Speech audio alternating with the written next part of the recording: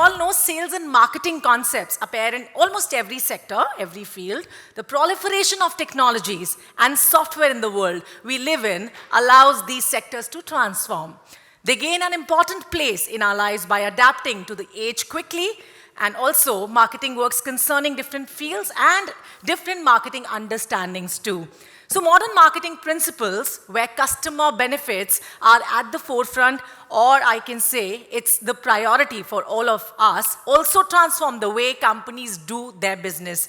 In other words, if we say it's an important type for both the consumer and the company that implements all these methods. So the easy access to information and the ability to get quick feedback is an indication of why this method is the reason for the choice. And to get a clear idea on this subject, what all it is about, we have our esteemed panel of experts, really talented, versatile, who are going to give you a quick idea on this. So would like to invite, firstly, with all due honor on stage, Mr. Deepak Oram, Vice President, Growth Marketing and Martech, HDFC Bank. May I have the honor of inviting Mr. Deepak on stage, please. Please give them all cheers, because since this is the start of the day, we want everyone to be full of enthusiasm and energy. Thank you so much, ladies and gentlemen. After him, would like to invite Mr. Shetanshu, Dikshit, Lead Digital Communications, Pernod, Ricard, India. Please welcome Mr. Shetanshu. I could not hear the applause. Thank you. Well, we have Mr. Afzal Hussain, Ecommerce Channel Head for Watches Category, Titan Company Limited. Please welcome, sir. We have Mr. Ripal Chopda, Chief Marketing Officer, The Sleep Company. Welcome, Mr. Ripal. We have Mr. Siddharth Dabhade, Global Commercial Board Member, MIQ. Please welcome. May I have immense pleasure of inviting Mr. Vinay Pillai, Senior Vice President, Clout and Head of Strategy, Pocket Aces. And of course, how could we forget to call our session chair on stage, Mr. Amiya Swarup, Partner, Marketing Advisory Services, Ernst & Young, LLP. Please welcome. Good morning, everyone. So we have a very interesting panel, and the discussion topic is accelerating modern marketing practices. What we've really seen over the last 4 or 5 years of how the marketing, so dynamic marketing practices have really evolved. There was a time about 4 to 5 years back when we used to see that digital mix in our overall media spends would be less than 2%, and that has now increased to over 20-30% for many of the brands. And marketing has gone a lot beyond just creating reach, frequency, awareness. It has now really evolved not into just performance marketing, where they're not just really responsible for acquiring the customer, but also building the brand, the customer journey, and also on a lot of Martech interventions. I personally believe that a CMO in a brand team is really a chief dot connector for an organization. And has a much larger role to play, not just from the brand awareness perspective, but also providing quality inputs to the overall organization. It could be to the product team, to a research team, to distribution, to retail. You know, marketers are at the forefront of collecting data, input, insights, and to make sense of how to take a particular brand into the next realm, a marketer plays a very, very critical role. I have a very interesting bunch of panelists here who are from various fields, as marketers, as service providers, as solution providers, and I'm really looking forward to a very interesting session today. To start with, I will start with, the first question is really, if each one of you in your own organization could talk about what are the how have you seen the modern marketing practices evolve over the last few, years, maybe 2 or 3 years, and how, the whole ecosystem has moved in terms of, allocation of marketing budgets, in terms of skills, in terms of reorganization. We now see a separate team for a brand marketing, for a performance marketing, for a e-commerce marketing, Martech is still, overlap between a CDO, CIO, CTO, and a CMO. So I don't really know where Martech is really sitting today. But it's really dynamic, and it'll be great to get all of yours perspective on that to start with, and then we will set into the motion. Here, we'll start with you first. Thank you. So I think three big trends which we have seen. One is data is playing a very, very important role, because what is happening is digital channels have increased a lot, and as you are saying, the digital footprint has increased for marketing and brands as well. So companies and brands are collecting a lot of data, and then they are trying to make a sense of the data they are collecting. And obviously data is exploding as well. So the first big trend is input of data and data science into marketing. Second big trend which we have seen is that everything is going digital. So now the biggest trend which we are seeing from a media perspective is your offline TV is now going digital as well. So TV remains a very important medium, but TV itself is converting into a digital medium. So that's a very interesting trend which we are seeing, and we have seen that. So we have at Amiya, we have a global intelligence hub where, for example, if you are looking at L'Oreal as a brand, then 3 years back I used to see that consumers in US, those who are interested in L'Oreal as a brand, 70% of them are on linear TV, 30% of them are on online TV. Now the situation is completely reversed. 70% of them are on online TV, and only 30% of them are on offline TV. So things are shifting rapidly. So obviously, TV going digital is the second one. And I would say the third one is, I think, all the channels will become digital as we go along. With that, more data will come in, and then from there, artificial intelligence will start playing a very, very big role in marketing. And we are already seeing signs of it. We had a 2 days hackathon at our company, and we have a center of excellence in Bangalore. Our tech and data science teams, they created a lot of new solutions with generative AI. And it is just amazing that in such a short span of time, the technology has come to that level, and it's going to accelerate from here. So in summary, data and data science for marketing. Second is TV going digital, and third is power of AI. Thanks, Siddharth. Siddharth, in the alcobev industry which you operate in, marketing is always a challenge. And you have, the brand has always found alternate ways to reach out and communicate the brand positioning, the brand persona, the brand strategy, and convince the potential customer to purchase and existing customer to repurchase. How have you seen that evolve in your alcobev industry? I think to answer to your query, I think it's more to do with tracking. Distribution is key. So reaching to the last mile, making sure everything is on a dashboard. In fact, to answer to your query, what we have done is there's a separate in-house created tool to track the entire distribution to the last mile.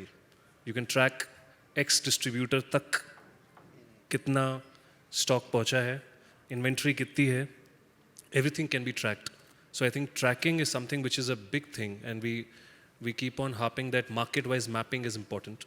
There are certain restrictions market-wise, but that's something which is in your control, is to make sure that the dashboards are quick, they're handy.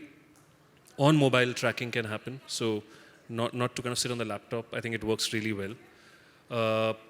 Second thing is, just to add on, is the people orientation. I think there's a lot of in-house specialist role created today. Gone are the days when there was one person doing all. Today, for example, there's a person called as a creative strategist. Right. This role never existed a couple of years back, I'm presuming. So specialist role created for specialist purpose. I think it works really well. And the third thing is making the sales and the commercial team a part of the larger organization. Normally what happens is in Alcobev, the sales, the on-ground team basically are a bit left out team. But frankly, what we ensure as an organization is that the sales team is a very core part of the organization. And the marketing team is given the market experience. So we make sure that every fortnight we have to travel to the stockists, get to understand what the behavior is, what the pattern is, and come up with solutions which are very market specific. So I think that also helps. Right. No, I think that's an interesting take, Siddharth, because you know we for the longest time we've always wondered when those CMOs will become CEOs, and the journey is to understand the sales and also take the revenue targets in some form, because for the longest time the questions have been asked that this is the amount of monies that has been put in the media and marketing. And how do I attribute my sales in a particular region, particular distributor, which is happening because of the campaign which is being running in. And it's a very good lead on, Deepak, for you on the entire market piece. And we were having this discussion earlier that your core role as a marketer is to tell your organization what your marketing investment really yielded in and how you're working on the attribution channels. So first of all, just to give a bit of a background, I work for a bank, right?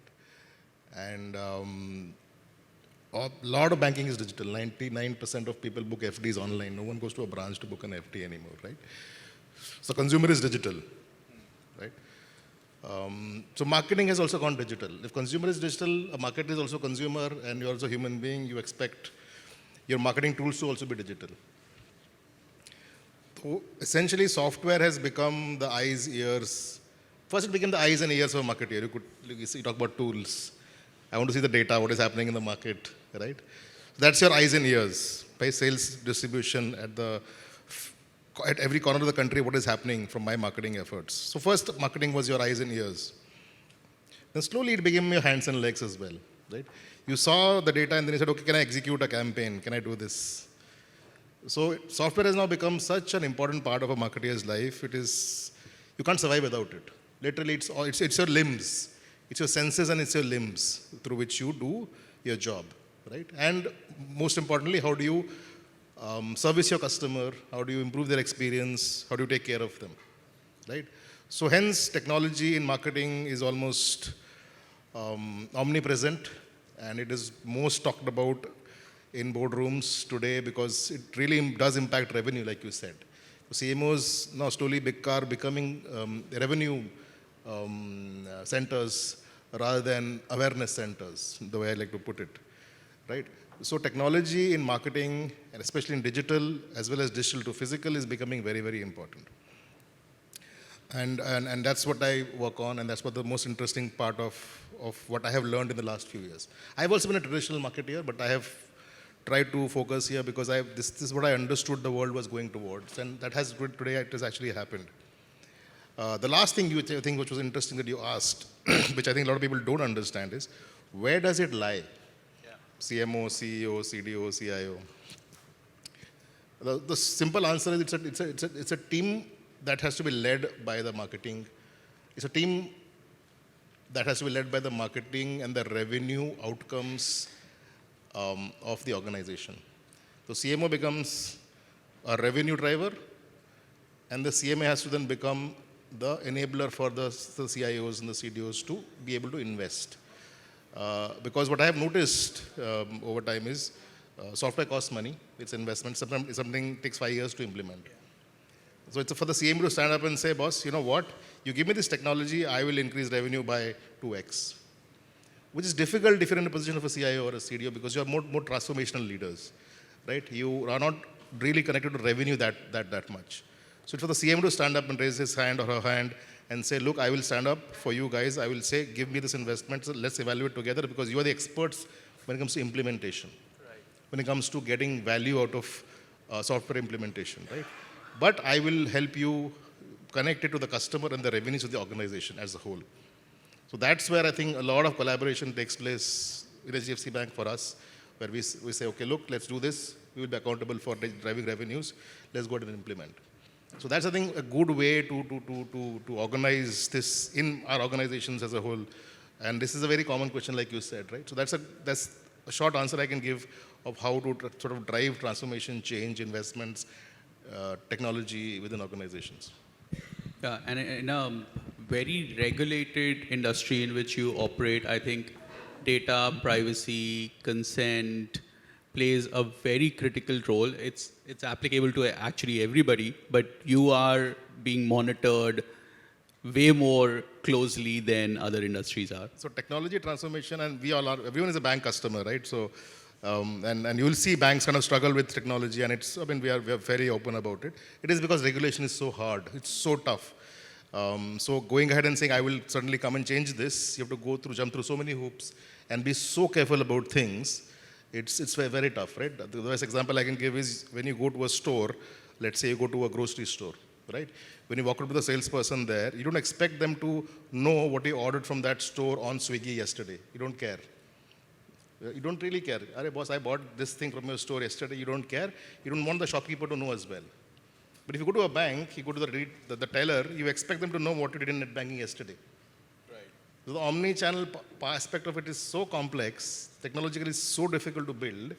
Hence, it's complicated, and the expectations are very, very high from banks when it comes to digital. Yeah. Just to add to his point, please. I think the recent campaign done by the team on the Vigilant Aunt, I came across, it was beautiful. Yeah. The way they had talked about this due diligence, what he was talking about as a challenge from a marketing communication perspective in creating an avatar, was a character was created, Vigilant Aunt, and she was everywhere, right? That you have to be vigilant. It was beautifully done by the brand. And that's, I think that's where as marketeers, our responsibility is. That if there's a challenge, you talked about regulation, you talked about diligence, how do we stand up and be noticed? Yeah. So I just thought... And support those initiatives as well. Absolutely. Yeah. Afzal, coming to you, for the e-commerce side on Titan, how are you seeing evolution there? It's a very traditional market, where somebody would want to go touch and feel, where, right? What is your experience on the customer journey? How has marketing helped resolve those trust issues or product features, or convincing them to buying online because that's what you drive? So the first thing that we did was we really relooked at the way we were launching products on all the e-commerce platforms. So Titan, as you very well know, is an on-ground channel-driven company, right? So a lot of the institutional memory is founded on-ground experiences. So basically, there was no institutional memory around the launch process, which I was fortunately able to bring because I'd worked in Flipkart. I had seen how electronics and mobile companies would do their launches. So we also had to adapt to the Titan way of working, right? We tasted great success with launching Fast Track Automatics on Myntra, which, to the pleasant surprise of the company, had a great rub-off effect on Fast Track stores as well when we launched the automatics at 4x the usual price point, right? So, yeah, basically finding what launch SOP would work for our organization and our culture. That was the first great change, and we've built on that since April. And we are going to launch 2 new sub-brands under Fast Track and Sonata in the coming 1 or 2 months. So yeah, fingers crossed. The second big change was, see, we had been spending crores of money on performance campaigns on the platforms. To be very blunt, they did not solve any larger problem statement, right? They did not help us to shape our contribution of new products, for example. New products are a very, very important sale driver, very strategic. It's beyond strategic, really, right? But in e-commerce, it continued to stay at 1% no matter where we spend performance. The moment we started pivoting to display, right, running banner ads and so on, especially during the launch stage, we saw an immediate uptick in the contribution of the new products. So that gave us plenty of hope, and we will definitely build on that. So the display campaigns versus performance, that's the second big learning for us in this financial year. The third one has been more fundamental. It's basically the offering. What offering are you bringing to e-commerce platforms? See, e-commerce is seen as a garden of growth and possibilities, which is largely true, but it's also a graveyard. It's a graveyard, it's a Shamshan Ghat Kabristan of many brands and products that did not get their proposition right. They thought, हाँ ठीक है, liquidation कर देंगे, सस्ता बेचो, discount 80-90% लगाओ. And that's how many brands just disappeared, right? But then there are certain disruptions that have happened which have taught us that today no brand is fair game, right? Flipkart is where Motorola and Xiaomi were born and put Samsung in an existential crisis, for example, right? You look at the watch industry, today, you feel free to check it on your apps. Today you're seeing Allen Solly watches, Van Heusen watches, Louis Philippe watches selling in crores on Flipkart and Myntra. Right. And made us question what offering are we bringing, right? And they have inspired us to bring about new sets of offerings that will appeal to Gen Z customers. Right? It has taught us that you got to bring about an offering that's going to work for that audience on that platform. So the third learning is figure out alternative supply chains and sourcing ecosystems that would help you bring about offerings that would work on those platforms. So yeah, to summarize, first would be launches, second would be display over performance, and third would be the offerings. Yeah. So, from challenges for an established brand like yours to challenges of an upcoming brand, Ripal, how are you navigating this bottom up? Is it all performance led? So, Amit, first, now the biggest thing why I came here is because the topic was modern marketing. In my head, it was marketing. What is modern? I didn't know about marketing. Okay. So, one of the first thing is, as marketers, we need to realize who is our consumer, whom are we talking to. If I'm selling a product, so for my journey, I was selling a product, Goodnight, which was going to 10 crore household. To now, I am selling a product which, if I sell to 1 lakh household, I'll be able to do my annual run rate, which is supposed to happen. Yeah. So you talked about the journey of media vehicle from TV to digital.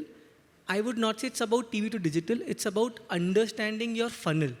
If in your funnel you need to reach to 10 crore people, can you do that through digital? If you want to reach to 1 lakh people, can you do that through TV? So your cost per reach or your cost of acquisition is dependent on the number of people at the end of the day you want to acquire at the end of year. And that's how your data works with you. That's on the first part. So like you said, we are a startup now. And we are completely digital, 100% digital. Because we truly believe consumer discovers us online and they shop us offline. We are an omni-channel brand. But that's the journey of each company, how it often happens. The third part, see, in my mind, it's the brand which plays a critical role. So you talked about Louis Philippe, Allen Solly, everybody coming up with extensions. Why are they coming up with all these extensions? Is there is a channel available to them to sell their products which could be extended beyond their current range. But the core part of every brand is how do you build the brand? What are the imagery which you want to be associated with? If Titan is today associated with X imagery, it will appeal to Y consumer. If there are brands which are built for other imageries, they'll appeal to other consumers. So as brands, you have to make choices, and those choices have to be made with data. You select your right cohort, you go to a consumer which is bigger, and you own something which you believe you are truly made up of. Don't try to own up something which you are not made up of and which will be a force fit for the consumers. So that's how, just do basics, and I think marketing still remains the same. You'll have data to validate what you are doing it, but don't overthink is what I would say. Keep it simple in life. Well put, well put. Just to build on what he said, the power of your brand in the digital world and on e-commerce platforms is proportional to your searches, which is basically top of the funnel, and which gets ignored in favor of bottom.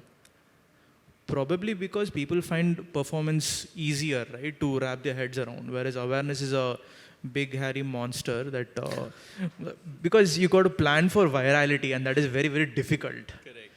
That's what. So that's been the other learning for us. Yeah, true. Vinay, content.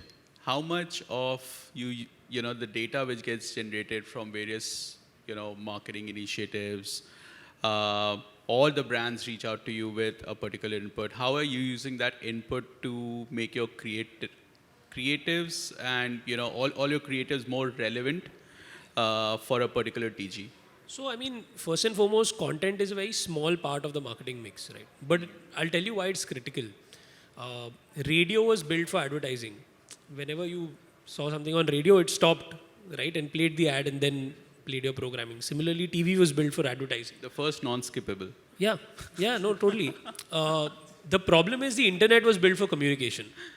It was built to send messages to each other. Then you started adding, delivery of video, etc. So advertising was always a problem for the internet. Even today, if you look at the biggest players to now, they have built skippable ads, they've built banners, they've tried to build experiences that are non-intrusive, but these are all intrusive. So if you avoid content, you might completely miss out building a brand and building a perception of your brand. Which is where content marketing is not just crucial, it is essential. Without that, you can't do anything from a new brand building, perception changing perspective, right? So, for example, like Titan saying, "Hey, I want to become a Gen Z brand." If you're not doing content marketing, it is very difficult to now penetrate that audience. Similarly, when we started building, we started with a Facebook page, YouTube channel, Insta account, whatever. In this course of the journey, we were always surrogate content. Right, so TV was still the main viewership. We were something that people watched. Over time, it has flipped. Now there are users who are not watching television at all. They're only consuming content on digital. So the moment that happens, figuring out how can you be in that content, not a skippable, non-intrusive, and build perception of that brand. Which is why you're seeing more and more brands turning to creators to now be in their videos and come across or use that social equity to position themselves in a particular way. So, secondly, we identify more as a tech startup than a media house per se. We started small right from day one. Every single video of ours, I mean, even if you go to Facebook or YouTube or whatever, all of them were measurable. I'll give you a very simple example. The traditional model of content was you do a first 30-second intro slate, right? Presents, blah, blah, blah. We figured out very soon that every time our intro slates were smaller, it would do much better. So we shortened our intro slates, usually did a first opening scene, then did a quick title, moved into content. Similarly, when we are doing YouTube videos, YouTube changed the algo for completion. So usually we used to do end credits, right? Which were 2 minutes long at the end of a video. We realized people are dropping off the video. And this, funnily enough, was pointed out by our writers. They saw it on the analytics. They said, hey, you know what? My videos are not getting completed because the end credits is large. Move the end credits into one still and then put it into the descriptions. So we've made those kind of changes constantly, but I think that there was never a time when we've not measured. Purely because we were always on platforms that let us measure and use data. Yeah. I think that's a good clue to come on measurability. That's what all the data which is sitting with you. Give us a couple of case studies where you've helped brands, drive measurability, which has then further optimized their marketing spends and leading into increased revenue of their products. Yeah, so we have a very interesting case study in the India market. So, there's a very famous power inverter brand, right? Luminous. So, when do you remember a power backup solution when power is not there, right? That's when, as a consumer, you remember it. So, what we did was our data team, they did some research and found out a government website where the scheduled power cuts by pin code is available. It's a publicly available data. So we got that data technically extracted, with due permissions, and put it in a format which is understood by programmatic, basically. So the end result was that if there is a power cut in Jaipur on Sunday between 2 to 6 p.m., then we automated the entire campaign with that data and said that, from 2 p.m. onwards, the campaign will start and campaign will trigger in your mobile, where it will say that why suffer through power outage when you can have luminous backup and, not get affected by power cutoff. And it is also geo-intelligent. So by PIN code, the banner is showing the nearest dealer address where you can buy the luminous inverter. It is also in the native language. So in that particular PIN code, if you are speaking in Tamil, then the banner will come in Tamil, basically. And for non-scheduled power cuts, there is a lot of publicly available data on internet. One of the easiest or very interesting data is Twitter feed, because when power gets cut in a locality, someone in the Twitter will tweet about it.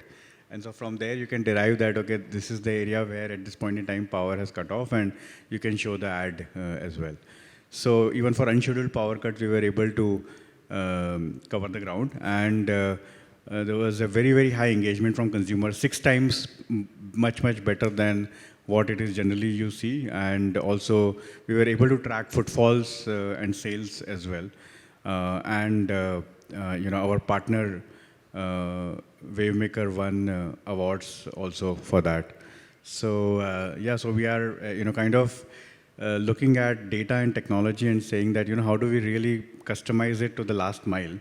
Because, we have also come in the era of platforms. So platforms are able to do a lot of things, but platforms are same for everyone, right? One platform is same for every brand, and that is not the right way, right? As all of you have said that, brands have to make choices, and marketing fundamentally remains about, those choices and how do you really approach your audiences. And so you have to customize. And then how do you also leverage the power of data and technology to really customize and make it, in the right sense for your brand. If I can just add on to Yes, it, I'll of tell you course. one very basic example. So we are from FMCG. We serve across companies different outlets. So we used to serve 10 lakh outlets. We have lat-long data, right? We know by each latitude, longitude, how much is my sale by each outlet. So what we figured out is there is 80% of my PIN code where I'm growing, but there are 20% of the PIN code which I'm not growing. So when I do TV, I do mass media, I do everything. But how do I use digital in a very different sense? So you use those 20% of the PIN codes where you're not growing, you build your campaign for just specific to those PIN codes. You're reaching to a consumer cohort where you were doing business last year, but you're not able to do business this year. Right. With your own first party data, you are targeting more efficiently, your results are much better, and that output was literally mind-blowing for us. Give you one more example. We were into mosquito. We talked about modern marketing. Like there's government data available across for power cut. There is also a lot of data available for waterlogging, infestation, your water bodies, everything. So we built a Google API. Today, sitting here, I would know where in India there will be a mosquito infestation by today evening. So if we are able to make our consumers aware that near your homes, near your locality, there could be a better breakout, there could be something more. First, make them aware about it rather than selling your product. Again, the consumer's trust on the brand increases multifold using data. Right. No, absolutely. I think creating brand awareness, it's a very important tool, and I personally believe in it. Because once because of so much competition of, different products which are there, if I have to choose one, and I don't want to, get into the price war to win the customer, then I need to make those right investments at the right time in creating brand awareness, because, that's what's really driving a customer. And I'm increasingly seeing that somewhere it's taking a backseat. In the entire race of, defending to the investors of where their monies are going, and what return it's really driving. For most of the startups, and as you rightly said, for most of the startups, performance marketing is upwards of 80-90% today. Right? So it's all about performance. It's all about digital. It's only mobile. It's only downloads. It's only CAC. But when you have 4 such products and products out there in the market, That's where we are seeing a lot of startup burn a lot of marketing spends. Only after 4 or 5 years, they start investing into their brands. So Siddharth, I'll come to you. You're an established brand. Sorry, Afzal, you want to add? I want to give a snowball wala example. Sure. So I'll just come back to you. The snowball story goes this way. So I won't name the platform, but for weeks and months, we had been investing in one of the platforms that I will not name, okay, for one of our brands. And the console, right, for those performance campaigns was green throughout. You take any page, any view, any cut, it was green throughout. But our year-on-year sales growth on that platform for that brand was flat. So we couldn't reconcile the two, right? The campaign is looking like this. Very good. Yeah. Retail is this. Yeah. How do you make of it what you will? Correct. Right. Absolutely. So that obviously had a direct bearing on our spending priorities. Let me put it that way. Yeah, true. Siddharth, coming to you. Performance marketing seems an easy way out, right? And it takes a lot for a marketer to really stand up against a lot of departments, teams, organization who are constantly questioning, on why and how much to continue investing on a brand versus performance. How are you seeing that at Seagram's? I think both of them, when you look at performance marketing again, earlier at ITC, we used to do a lot of performance marketing because you could sell the product on the face. And almost 40 to 45% of our spends used to be in performance marketing. We were very clear. And again, as mentioned, we could track everything, what is working, creative, ABC, all those testing, etc. would work well. But I think to answer to your query, because say a brand like Pernod Ricard India, which has huge portfolio of good brands, right from Royal Stag to Blender Sprite, I think there's one thing which is very critical, that when you are doing something, and that's something which we discuss internally as well, when you're doing something, do it big. Right? Don't do it for the namesake. Again, the cricketing event is on. I saw 7 anthems, music anthems, live yesterday by 7 brands. None of them could hit my head. Yeah. So there's a lot of content, sorry to use the word, but content abuse. Yeah. Right? So you're not standing for something, you're not being consistent. And I'll give you an example of how we kind of looked into this factor. At Pernod Ricard India, we realized there's a problem. Everyone talked about looking into a data, so mosquito data, XYZ data. We looked into a data which was monocartons, which is alcohol bottles are sold outside in a monocartons dabba, permanent monocartons. Yeah. People normally dump this into landfills. True. This number was coming down to 500 million annually. So there's a problem. Okay. Yeah. By 2030, this waste accumulation is going to be as big as a size of Delhi, the waste. So there was a big problem. We realized, as a team together, let's take a stand. We permanently have removed the permanent monocartons from our portfolio.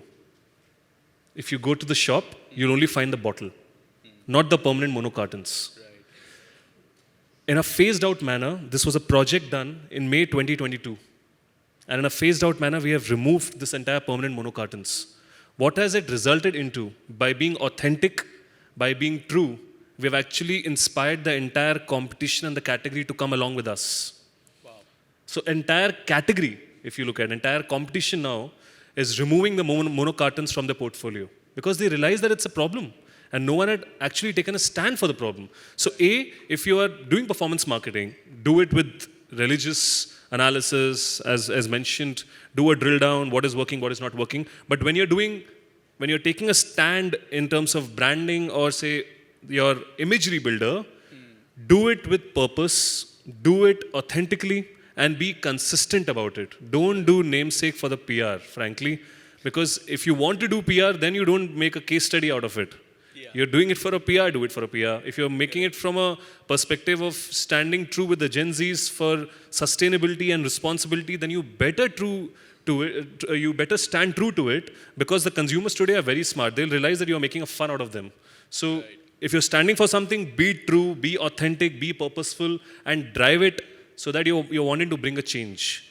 And again, be it a brand like Titan or be it a brand like HDFC, I'm talking from the panel perspective. I think each one of us are trying to make sure that when we are doing something, we better stand true to it, because the consumers today are really smart and there's no point doing a marketing gimmick. I think marketing gimmick also is a very modern word. Yeah. So if you're doing something, be true to your heart. And I think if you are bringing about a change, like One for a Planet, this was the initiative we called ourselves as. The entire industry, and we got government letters that they supported our initiative because they realized that you are doing it कुछ शिद्दत से कर रहे हो आप, right? And they realized that अगर आप अच्छे से कर रहे हो, पूरी industry आपके साथ चलेगी, and that's something which I wanted to highlight as well. Yeah, no, valid point. Absolutely.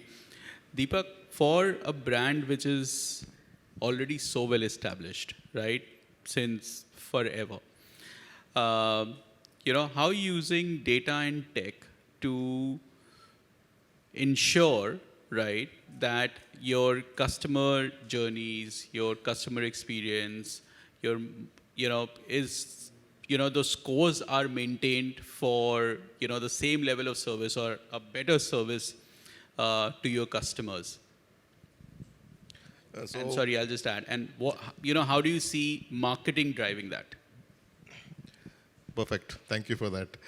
So marketeers have always had, one of the first projects I did in marketing technology, more than a decade back, was implement Google Analytics. Okay, for another bank, very large bank actually.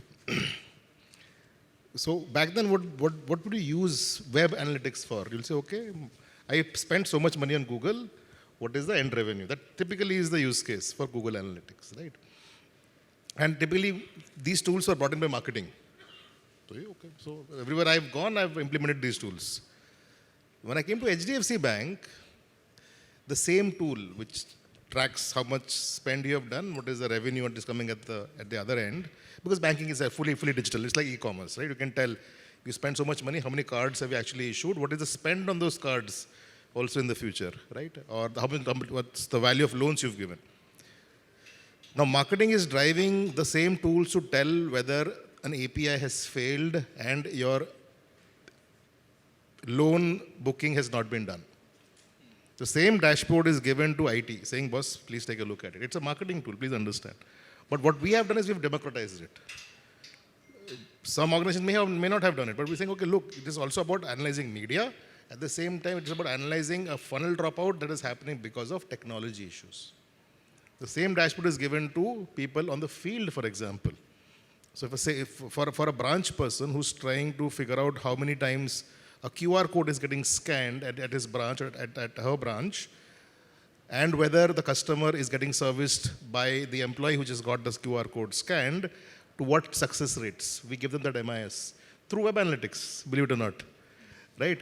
Because people realize you can track funnel. Funnel means customer is interested, hence they went to the thank you, or they did abandon the shopping cart. It also means the shopping cart itself inherently was defective, which is an IT issue. So you give that to IT, please figure it out. Here's my tool, it tracks everything. Third is, if you are a retail organization, let them figure out the efficacy of their service person or the salesperson on the field. It's all trackable through a marketing tool. We've come full circle. Something that is purely marketing, media, optimization driven can actually be democratized to improve customer experience, whether it's at a branch, whether it's during a digital journey, whether you're trying to book an FD, do whatnot, or you're trying to consume or buy a credit card. So it's not all about acquisition. Customer experience actually goes way beyond customer acquisition. It's about servicing. It's about a great quality of a phone call experience that you get when you call when you have a problem, so on and so forth. So that's one way, in a very small way, where marketing can actually empower an entire organization and thus impact the customer experience of a very large bank and a very large customer base. Yeah, well put. I think a marketer has a way more integrated role in an organization. Considering our time is almost up, We'll just have the closing remarks, Vinay, starting from you. How do you see the future of marketing evolve? If I can have just two minutes from each one of you. No, very much so. In fact, I just want to talk more on the anthem part because I thought it was very interesting. I completely agree there is content abuse. And the biggest issue is people want to go and then suddenly decide that they're a distribution channel for music videos. Like a brand is not, right? Why are you doing that? Let's take a popular artist like Badshah, right? He's probably the one most people go to for an anthem. But everyone is listening to Badshah on, like his fans, his consumers are listening to him on his channels, on stuff that he makes. Be a part of it. Don't try to, take it away and try to make it on your own distribution because it's not going to work. Sure, everyone will do it because they're happy to make money along this process. But it actually does not result in the same ROIs because you're taking a product from its ecosystem and environment and trying to leverage it in your ecosystem. So, if you do dabble into content, just be very careful about it's not just the content or the production cost per se, it's also the distribution and what output you'll get in that environment of where it gets delivered. Right. Your closing remarks, Ripal. Stay true to what you want to be. Okay, don't keep fluctuating in the content. You will be, you would want to be quirky. You would want to be different tones, tonalities, but your brand can only own one tonality in life. And that's where marketeers fail miserably. And I've seen multiple brands do that multiple times. So that's just one wisdom which somebody taught me as my first journey as a brand manager. That the brand's tonality cannot change by a brand manager. It was decided and it's going to be there till the death of the brand unless there is something happening in between and you have to do open heart surgery for the brand. I think Ranveer Singh is a good, stable brand image he's maintained year on year. Afzal? When I look at the larger picture, what I think is PLC, product life cycle, customer life cycle, ये सब होता रहेगा. But the way I see it, market intelligence for e-commerce is ripe for disruption. There are not many providers of reliable, accurate data, right? And that's going to help legacy brands, surely legacy brands, inform their larger, more consequential strategic choices. For example, what is their market share on a given platform? What is the split between various price segments, product categories, and so on? That's where I see us headed in the next 5 years or so. Deepak? Modern marketing is also about people. While I do look at technology a lot, please do. We must think about hiring data scientists in our marketing teams. We must think about hiring someone whose only job is to do A/B testing in our marketing teams. We should also think about hiring people whose only job is to do different attribution models, whether it's media, whether it's customer experience, so on and so forth. So we do need to involve a lot of people and new skill sets to drive what we call modern marketing. Siddharth? No, I think doing the same thing over and over again is going to be more important. And that's called consistency. Right. And that's boring, by the way. Because you're doing the same thing over and over again. Right. As he mentioned, if you're doing music, do it religiously, do it across the year. And rather than Ranveer Singh, I think it's said of Dravid. I think consistency is going to play a very critical role. And I do feel that with specialization coming into forefront, with people process orientation coming into forefront, I think you'll see a lot of consistent work by brands trying to own certain spaces religiously so that they stand for certain personas. Well put. Siddharth? Yeah, I think more and more in the next 5 to 10 years we will have more evolved consumers, and I completely agree, right? So brands will have to stand for health, wellness, greater good, be authentic, right? Those are very, very important factors. And probably we 10 years down the line, we might see that the status-driven branding, which we see or we have been seeing in last 20 years, that might go down because that might not appeal to all the consumers who are looking at saving planet and the greater good part. Thank you. I think all valid inputs, maintaining consistency, using data and all the technology which is there as enablers, sticking to basics as well to make sure that, we don't digress too much away from into experimentation, but, it's a very controlled experimentation with result-oriented output. Content is a key as well. So, looking at how the content is used, and avoiding marketing gimmicks is a thing I'm taking away from today's discussion as well. So thank you, panelists, for this interesting session. We had a good session in terms of what various established and upcoming brands are doing, and how data and technology is and will continue to act as an enabler in a marketer's life. And as modern marketing practices evolve, I think these tech tool and the usage of that will continuously evolve as well. Thank you, everyone. No. Sorry. It was not only good, it was an excellent session. We all were enjoying that. Thank you so much, gentlemen, for bringing in too many key points around the subject and making it so very intriguing. Can we please have a huge round of applause? I hope you all have got so many points to filter your learning process as they were talking and discussing the subject.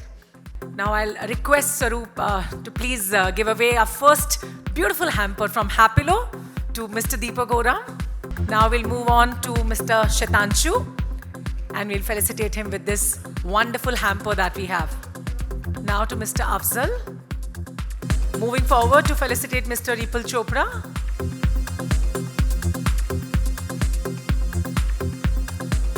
We're so glad to have you here, Ripal. Now to felicitate Mr. Siddharth Dabhade. All our gratitude and thanks to you as well for coming in and joining us in the session. Moving forward to felicitate Mr. Vinay Pillai. Thank you so much, Mr. Pillai. And now, I'll take the opportunity to felicitate you, Mr. Swarup, with this beautiful hamper.